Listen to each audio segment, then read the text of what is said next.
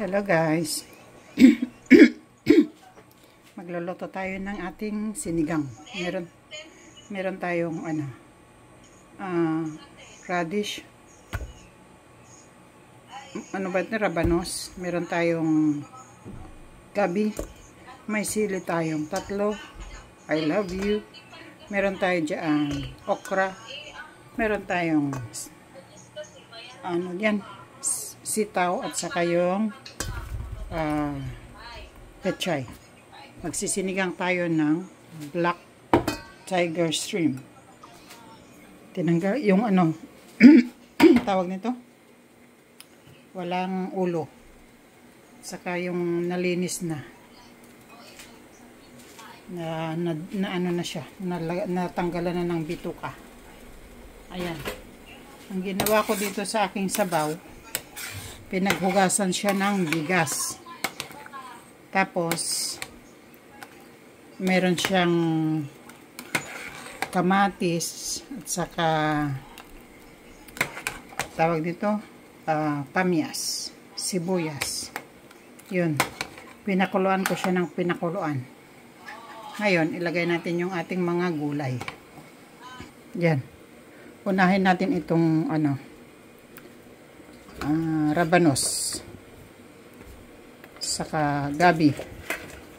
Pagsabayin na natin siya. Oh my god,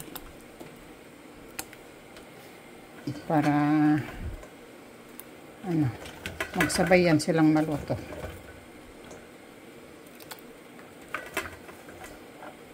Yun,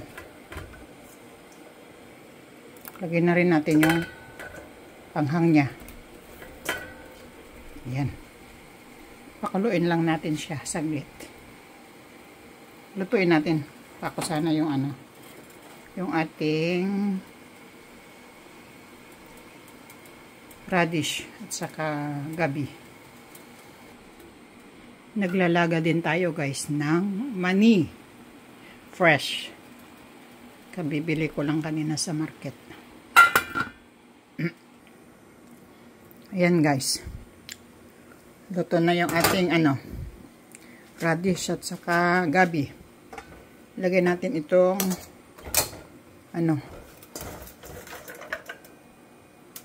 sitaw. Sabay na rin natin itong okra. Saka yung ating pasayan. Pakuluin lang natin siya saglit. Ayan guys. Pinakuluan natin. Ngayon ilalagay na natin itong ating shrimps. Kunti lang ang niluto ko dahil dalawa lang naman kami. Saka yung gulay lang ang kakainin ko dyan.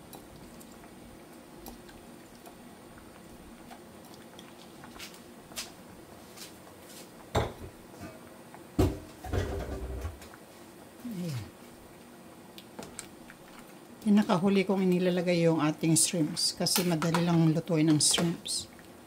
Pag ma-overcook is kumukunat. Kaya ayan.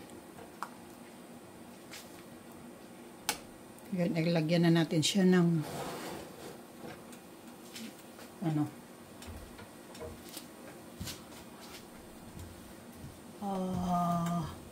tamarind, mamasitas, sinigang mix. Lagyan natin siguro siya ng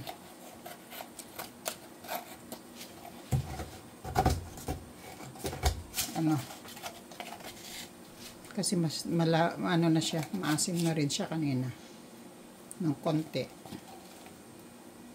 Kaya lagyan lang natin siya ng konti.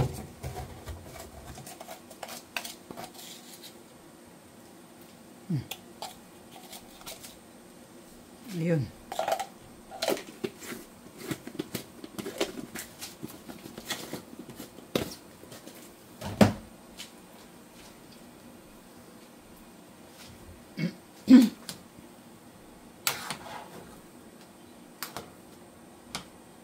Tapos Tapos lagyan natin siya ng patis.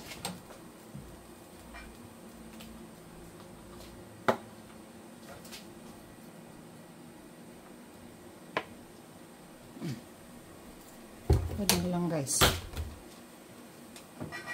Saka natin siya lagyan ng betchin. Ajinomoto.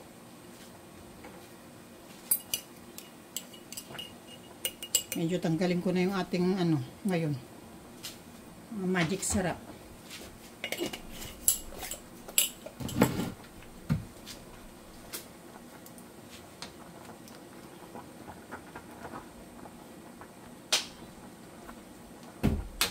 Ayan. Luto na yan guys. Ngayon ilagay natin yung ating pechay. Pero tikman muna natin. Tikim.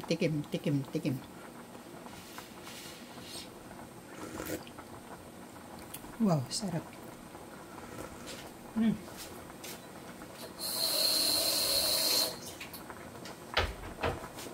Sarap na guys. Ayan na natin yung ating pechay.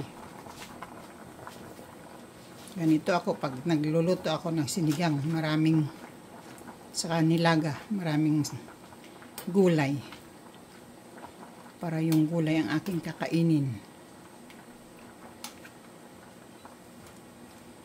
Yan na guys ang ating sinigang. Luto na yan. Thanks for watching. Yan. Yun na yung ating mani.